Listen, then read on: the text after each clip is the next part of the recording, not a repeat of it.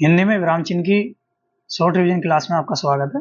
ये यूपीएसआई के लिए, यूपी पुलिस कांस्टेबल के लिए और एसएससी जीडी के लिए, या जिन भी एग्जाम में हिंदी आती है उन सभी के लिए बहुत ही इंपॉर्टेंट टॉपिक है विराम चिन्ह का। एक क्वेश्चन इससे आता ही आता है। तो विराम चिन्ह की परिभाषा क्या है? विराम चिन्ह का अर्थ रुकना या ठहराव होता है। व्यक्ति अपने मन के भावों को, विचारों को व्यक्त करते समय जब कभी बीच में या बात समाप्त होने पर रुकता है, तब रुकावट या विराम के स्थान पर जो चिन्ह द्वारा व्यक्त किया जाता है उन्हें विराम चिन्ह कहते हैं। यानी जो रुकावट या विराम जहां पे ले रहे हैं उन्हें, उस जगह पे जिन चिन्हों का प्रयोग किया जाता है उन्हें क्या कहते हैं? विराम चिन्ह कहते हैं। कामता प्रसाद गुरु के अनुसार विराम चिन्हों की संख्या 20 होती है और यह माना गया है कि विराम चिन्हों को अंग्रेजी माध्यम से लिया गया है। ठीक है, पूर्ण विराम को छोड़कर सभी जो है वो अंग्रेजी माध्यम से लिए गए हैं। पहला है इसमें अल्पविराम। अल्पविराम जिसे हम कोमा भी बोलते हैं इंग्लिश में, जहां थोड़ी देर के लिए रुकना पड़े वहां अल्पविराम चिन्ह का प्रयोग किया जाता है। इसकी दूसरी डेफिनेशन है कि एक से अधिक वस्तु को दर्शाने के लिए अल्पविराम चिन्ह का प्रयोग किया जाता है। ये क्वेश्चन में इस टाइप से भी आ सकते हैं कि पूरी सेंटेंस दे दें, बीच में एक डैश बना के दे दें कि बताइए अल्पविराम का प्रयोग कहाँ किया जाता है। नेक्स्ट है छंदों के एक चरण की समाप्ति पर अल्पविराम चिन्ह का प्रयोग किया जाता है। जैसे उदाहरण के तौर पे रीना, सीमा, कविता और राजू शादी में जा रहे हैं। यहाँ पे क्या है, चारों का नाम देना था, तो चारों को अगर बिना कोमास के नाम दिए जाते तो वो सेंटेंस पढ़ने में परफेक्ट नहीं लगता, इसलिए सभी के बीच में कोमा दिया। तो एक कोमा का जो प्रयोग है वो इस टाइप के सेंटेंस में होता है। जैसे भारत, नेपाल, भूटान और श्रीलंका दक्षिण एशियाई देश हैं। 2 अक्टूबर, या बीच में कोमा आ गया, 1869 को गांधी जी का जन्म हुआ था। राम, कोमा, सीता, लक्ष्मण और हनुमान, यहाँ इन सभी जगह पे तीनों पे कोमा दे रखा है, और हनुमान, ये सभी भगवान के रूप में पूजे जाते हैं। तो इन तरीके से इन जगहों पे सभी पे कोमास का यानी अल्पविराम का प्रयोग होता है। दूसरा है अर्धविराम।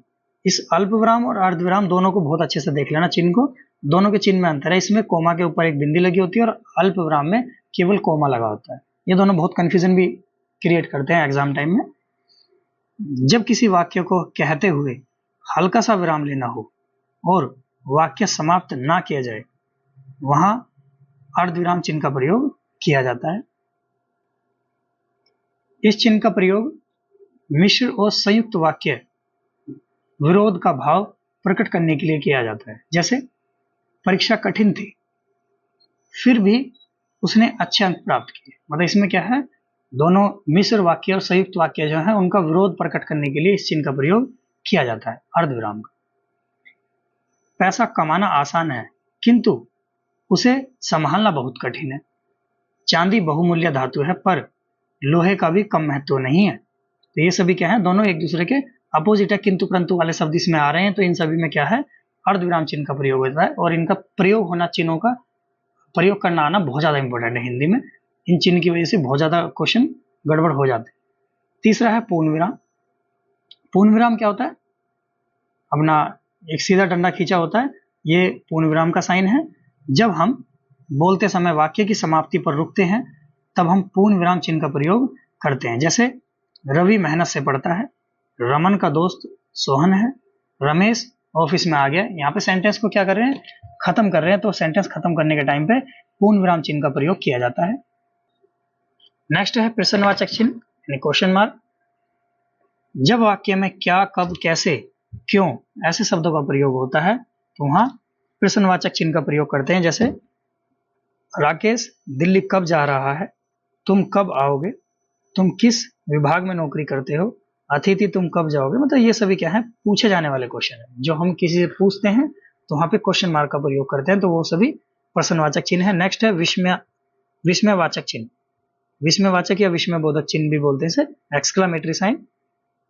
यह है, इस चिन्ह का प्रयोग हर्ष, शोक, घृणा, आश्चर्य आदि भाव को व्यक्त करने के लिए किया जाता है। जैसे अजी, फिर एक्सक्लामेटरी साइन है, सुनते हो, ओह यह तो बहुत बुरा हुआ, वाह आरसीबी मैच जीत गई, हाय राम अब क्या करूं। मतलब यहाँ सभी में क्या है, इनमें एक डंडा ऐसे लगाया जाता है, नीचे एक डॉट लगाई जाती है, इसको क्या बोलते हैं, एक्सक्लामेटरी साइन या विस्मयवाचक या विस्मयबोधक चिन्ह बोला जाता है। नेक्स्ट है निर्देशक चिन्ह। निर्देशक चिन्ह में जब किसी व्यक्ति द्वारा कहे गए कथन को विस्तृत करना हो या व्यक्त करना हो, तो किसी रचना के बाद किसी लेखक या कवि का नाम लिखना हो, तो उन सभी जगह पे क्या निर्देशक चिन्ह का प्रयोग करते हैं। जैसे मेरी पसंदीदा पुस्तक है महाभारत, रामायण, कामायनी, गीता आदि। तो यहाँ पे क्या है, इसने सेंटेंस दिया, सेंटेंस के बाद निर्देशक चिन्ह यानी कौन कौन सी पुस्तक है उसके बारे में बताने के लिए निर्देशक चिन्ह का प्रयोग किया है। जैसे जयशंकर प्रसाद, फिर ये निर्देशक चिन्ह का प्रयोग किया। इनकी जो रचना है कौन कौन सी है, कंकाल, तितली, आंसू। गांधी जी ने कहा, क्या कहा, हिंसा मत करो। तो इस सेंटेंस को बताने के लिए बीच में किस चिन्ह का प्रयोग किया है, निर्देशक चिन्ह का प्रयोग किया गया है। सातवां है उद्धरण या अवतरण चिन्ह। ये जो ऊपर इन्वर्टेड कोमास लगाते हैं उसके बारे में। जब किसी कथन को जैसे का तैसा व्यक्त करना हो तब उद्धरण चिन्ह का प्रयोग, उद्धरण या अवतरण चिन्ह का प्रयोग किया जाता है। जैसे उसने अपनी परियोजना को हरित ऊर्जा, यहाँ पे जो ये ऊपर साइन लगा रखा है, हरित ऊर्जा का नाम दिया है। यह पुस्तक आत्मनिर्भरता, इसमें भी यहाँ सिंगल वाला है, दो टाइप के होते हैं, डबल वाला एक सिंगल वाला, के महत्व को समझाती है। मैंने निराला की जूही की कली, तो जूही की कली को हमने उद्धरण चिन्ह से दर्शा रखा है, कविता पढ़ी। तो इस टाइप के सेंटेंस में सभी में क्या है, उद्धरण या अवतरण चिन्ह का प्रयोग किया जाता है। नेक्स्ट है इसमें योजक चिन्ह। इस चिन्ह का प्रयोग समानार्थक शब्द, विलोम शब्द या तुलनावाचक शब्दों के मध्य में किया जाता है। जैसे भूखा प्यासा, थोड़ा सा घर, सुख दुख, ज्यों त्यों, तन मन धन, पास पास, थोड़ा बहुत, जीव जंतु, माता पिता, भाई बहन, दूर दूर, बार बार। इन सभी में क्या है, योजक चिन्ह का प्रयोग किया जाता है। नेक्स्ट है वितरण चिन्ह। जब किसी कथन का विस्तार से व्यक्त करना हो तो वितरण चिन्ह का प्रयोग किया जाता है। जैसे कृपया निम्नलिखित नियमों का पालन करें, निम्नलिखित में से किसी एक पर 250 शब्दों में निबंध लिखें। तो यहाँ से भी क्या है, ये जो चिन्ह लगाए गए हैं ये वितरण चिन्ह है। जैसे सर्वनाम के 6 भेद होते हैं, तो इसके बाद जो चिन्ह लगाया गया है ये भी वितरण चिन्ह है। नेक्स्ट है कोष्टक चिन्ह। कोष्टक यानी ब्रैकेट।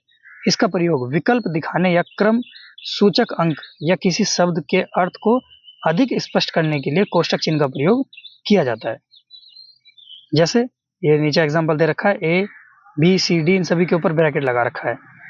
दशहरे के अवसर पर दशानन रावण के पुतले का दहन किया जाता है। यहाँ पे क्या है, दशानन को स्पष्ट करने के लिए कि दशानन किसको बोला जा रहा है, ब्रैकेट में रावण लिख के दे रखा है। जैसे नीचे दे रखा है क्रिया के भेद, भेद कौन कौन से होते हैं, अकर्मक और सकर्मक, तो उनको ब्रैकेट में दर्शाने के लिए कि स्पष्ट हो जाए किस बारे में बात की जा रही है। नेक्स्ट है लाघव चिन्ह। लाघव चिन्ह ये जीरो की तरह होता है जो डॉक्टर के पीछे लगाया जाता है। जैसे किसी बड़े शब्द को संक्षिप्त रूप में व्यक्त करने के लिए लाघव चिन्ह का प्रयोग किया जाता है। जैसे doctor, professor, Uttar Pradesh, MA, मतलब जो भी बड़े शब्द को छोटे में लिखने के लिए उसके पीछे जीरो जैसा लगाते हैं वो लाघव चिन्ह कहलाता है। नेक्स्ट है हास्पद या त्रुटि बोधक। इसमें क्या है, ये इस टाइप का छोटा चिन्ह लगता है सेंटेंस के बीच में। वाक्य लिखते समय जब कोई शब्द या अंश छूट जाता है तब इस चिन्ह को लगाकर उस शब्द को लिख देते हैं। जैसे मैंने बाजार से खरीदा, और बीच में जो हमें सेंटेंस लिखना चाह रहे हैं, बाजार से सामान खरीदा, तो सामान शब्द यहाँ से छूट गया है, तो उसको हम लिखने के लिए क्या करेंगे, बीच में यहाँ पे हास्पद या त्रुटि बोधक चिन्ह लगा देंगे और ऊपर उस सामान को दर्शा देंगे। इसका मतलब ये है कि इस जगह पे ये सेंटेंस आना था बट वो छूट गया है। नेक्स्ट है समता या तुल्य सूचक, यानी इक्वल टू का साइन जो लगाते हैं। किसी शब्द का अर्थ लिखते समय समता मूलक चिन्ह का प्रयोग करते हैं। जैसे विडोज इंद्र, जनार्दन विष्णु, शार्दुल शेर, ललित सुंदर, हास हानि, रिजु सीधा, कुसुम फूल। मतलब किसी शब्द का जो अर्थ है उसके अर्थ को स्पष्ट करने के लिए समता शब्द का प्रयोग, इसका तुल्य सूचक शब्द का प्रयोग करते हैं। नेक्स्ट है उपविराम या अपूर्ण विराम। इसमें क्या रहता है, दो इस टाइप के डॉट लगते हैं। ये तीनों के तीनों बहुत इंपॉर्टेंट है। पहला अल्प विराम था कोमा, दूसरा अर्ध विराम था कोमा के ऊपर डॉट, और तीसरा है ये उपविराम या अपूर्ण विराम जिसमें दोनों की दोनों डॉट लगाई जाती है। इसमें क्या है, जब किसी शब्द को अलग दर्शाना हो तब उपविराम चिन्ह का प्रयोग होता है। जैसे विज्ञान, बीच में उपविराम लगा दिया, वरदान या अभिशाप, प्रदूषण एक अभिशाप। तो यहाँ पे बीच में जो चिन्ह लगाए गए हैं ये सभी चिन्ह क्या हैं? उपविराम या इसको अपूर्ण विराम कहते हैं। नेक्स्ट है पुनरुक्ति सूचक। पुनरुक्ति सूचक ये सेम सेंटेंस को नीचे वाली लाइन में भी दर्शाने के लिए पुनरुक्ति सूचक चिन्ह का प्रयोग किया जाता है। जैसे इस चिन्ह का प्रयोग ऊपर लिखे वाक्य या वाक्य का अंश को दोबारा लिखने के श्रम से बचने के लिए किया जाता है। जैसे यहाँ पे लिखा हुआ है दानकर्ता और राशि, दो ऊपर दो कोष्ठक बना दिए। सुरेश के 10 रुपए हैं तो गीता के भी 10 रुपए हैं, तो 10 रुपए नीचे ना लिखने की जगह उसकी जगह क्या लिख दिया हमने? चिन्ह का प्रयोग कर दिया, पुनरुक्ति सूचक चिन्ह का प्रयोग। जो नीचे भी इसका मतलब यही हो गया कि नीचे भी हम 10 रुपए ही लिखना चाह रहे हैं तो उसकी जगह हमने पुनरुक्ति सूचक चिन्ह लगा दिया। नेक्स्ट है लोप पद या पदलोप चिन्ह। लोप या पदलोप चिन्ह बीच में डैश लगा देते हैं। जब वाक्य अनुच्छेद में कुछ अंश छोड़कर लिखना हो, जैसे महात्मा गांधी ने डैश लगा दिया और आंदोलन चलाया, तो जैसे क्वेश्चन पूछने के लिए डैश छोड़ देते हैं ना कोई सेंटेंस के लिए, तो उस डैश को क्या बोलते हैं? लोप या पदलोप चिन्ह बोलते हैं। नेक्स्ट है दीर्घ उच्चारण चिन्ह। दीर्घ उच्चारण चिन्ह का मतलब है जब वाक्य में किसी शब्द विशेष के उच्चारण में अन्य शब्दों की अपेक्षा अधिक समय लगे, उसको क्या बोलते हैं? दीर्घ उच्चारण चिन्ह बोलते हैं। यानी जो डबल मात्रा वाले साइन होते हैं उनमें इस चिन्ह का प्रयोग करते हैं। जैसे यहाँ लिखा है राम, तो राम में र के साथ में आ, तो यहाँ पे इसको बोलने में थोड़ा अधिक समय लगेगा, इसलिए इसमें क्या है? दीर्घ उच्चारण चिन्ह यानी एस की तरह बनाते हैं इसको। इसकी गिनती 2 में होती है, काउंटिंग 2 में होती है। एक सिंगल शब्द जो होता है, सिंगल अक्षर, उसको 1 में गिनते हैं और दीर्घ उच्चारण चिन्ह को 2 उसमें गिनते हैं, 2 वर्डों में। नेक्स्ट है समाप्ति सूचक चिन्ह, जो इस टाइप का बनाया जाता है। बड़े लंबे लेख, कहानी, अध्याय पुस्तक के अंत में मिलता है, जो यह दर्शाता है कि कहानी, लेख, अध्याय या पुस्तक समाप्त हो गया है। जैसे रामायण की पुस्तक है, पुस्तक लिखने के बाद ये समाप्ति सूचक चिन्ह लगा दिया जाता है। नेक्स्ट है टीका या तारक सूचक चिन्ह। टिप्पणी देने के लिए या पाठ के लिए नीचे स्पष्टीकरण के लिए इस चिन्ह का प्रयोग होता है। जैसे पेज दे रखा है, पेज में बता रखा है, हमने ऊपर पूरी टिप्पणी दे दी और नीचे लास्ट में क्या कर दिया? ये स्टार वाला चिन्ह लगा दिया। इसको क्या बोलते हैं? टीका या तारक सूचक चिन्ह। लास्ट है पाद बिंदु। अरबी, फारसी, उर्दू शब्दों में प्रयोग होता है। जैसे वकील, वकील के का के नीचे जो बिंदु लगा हुआ है, जहीर, जहीर में जाके नीचे जो बिंदु लगा हुआ है, ये सभी क्या कहलाते हैं? पाद बिंदु कहलाते हैं। तो इसी के द्वारा हमारी इसकी चिन्ह वाली पूरी क्लास खत्म होती है। धन्यवाद।